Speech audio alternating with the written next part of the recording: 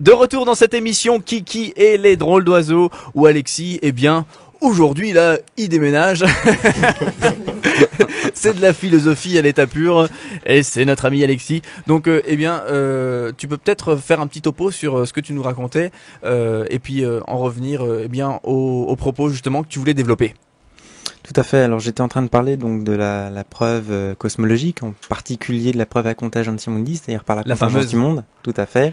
Donc qui consistait à dire que le monde ayant une existence et même une manière d'être qui sont contingentes, alors que le postulat rationaliste, c'est que tout est explicable, et sachant que la contingence, ça signifie que justement, il manque dans l'explication quelque chose, il faut faire appel encore à autre chose, eh bien, le rationalisme disait, par conséquent, comme l'univers ne suffit pas à sa propre explication, eh bien, il faut trouver son explication dans quelque chose qui est nécessaire. Alors, en quoi consiste quelque chose qui est nécessaire? Mais c'est quelque chose qui est simple, qui est unique, qui est hors de l'espace et qui est hors du temps. Alors maintenant, il reste un problème parce que Leibniz est arrivé jusque-là, et au fond, Wolff aussi, et un certain nombre de philosophes également. Néanmoins, il manque toujours un petit problème, et ça, les athées l'ont toujours fait remarquer, et ça a donné d'ailleurs la philosophie, par exemple, de Schopenhauer, c'est que ce n'est pas parce qu'on est arrivé à un être nécessaire que nécessairement il s'agit de Dieu. Il faudrait encore montrer que cet être possède une volonté. Et ça, c'est pas si évident que cela. On le voit par exemple chez Schopenhauer, on a tout à fait la même idée de cet être, et pourtant, il ne s'agit pas de Dieu. Alors, moi, à mon avis, il manque quelque chose dans la philosophie de Schopenhauer qui puisse rendre compte, qui puisse expliquer vraiment pourquoi l'univers est.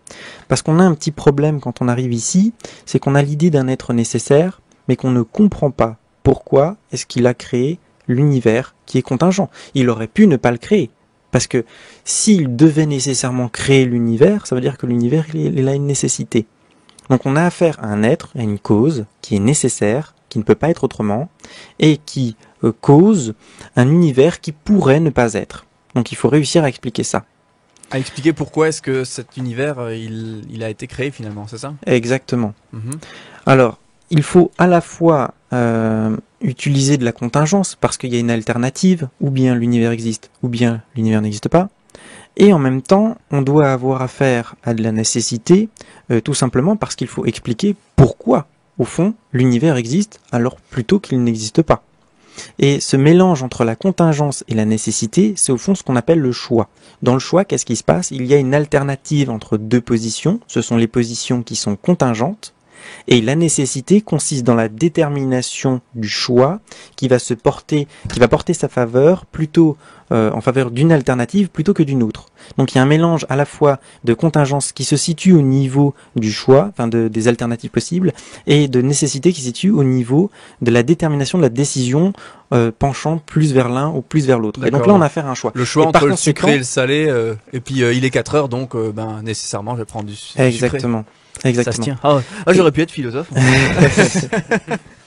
Et par conséquent, nous avons affaire là, on le voit bien, à quelque chose qui est de l'ordre d'un choix, et donc par conséquent d'une volonté qui calcule, qui mesure, qui pense, qui est consciente, et donc on n'est pas du tout dans le cadre de Schopenhauer. Schopenhauer, à mon avis, il lui manque quelque chose. Mais pourquoi cette volonté créée? Pourquoi cette volonté a fait le monde?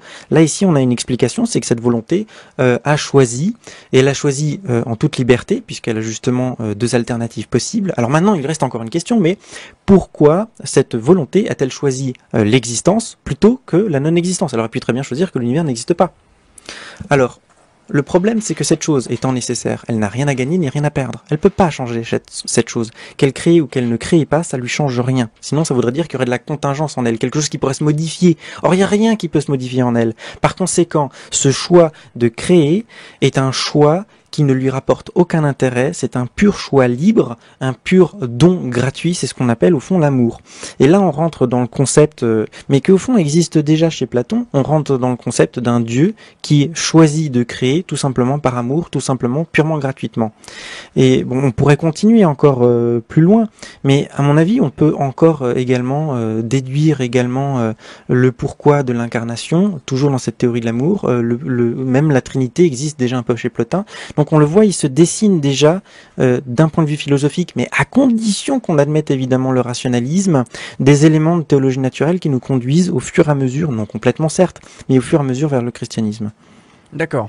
Oui, effectivement, quand on se creuse la tête, Alexis, N'est-ce pas? Mais c'est vrai que c'est intéressant de voir que aujourd'hui peut-être qu'on a ce raisonnement un peu, ce préjugé. C'est pas un raisonnement, c'est plutôt un préjugé que la philosophie et la réflexion va nécessairement à l'encontre de cette pensée qu'il y a un Dieu, peu importe lequel c'est, etc. Après, voilà, on peut encore débattre. La philosophie ou la science même. Hein. Ouais. Oui.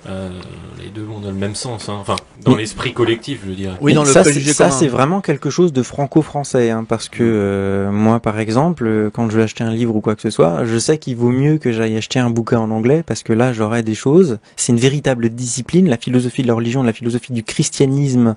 D'ailleurs, il y a une chaire de philosophie du christianisme à Oxford qui a été tenue pendant longtemps par un homme très célèbre qui s'appelle Richard Swinburne. Donc, c'est vraiment quelque chose de très très vivant en Angleterre. En France, rien du tout. À mon avis, on a un passé historique qui nous a frappés et il y a eu des conflits entre l'Église et l'État. Et ça a pesé sur les consciences. Le concept de laïcité un peu particulier qui vire quasiment à l'athéisme, à une défense virulente de l'athéisme. Et à mon avis, tout ça, ça joue pour que dans philosophie, aujourd'hui, on se retrouve dans cet état-là. Oui, avec ce refus un peu, même de réfléchir dessus, tout simplement. Hein, ouais, tout à fait, de réfléchir sur ces concepts-là, quoi. Très bien. Los Músicos. Je ne vois plus la mer.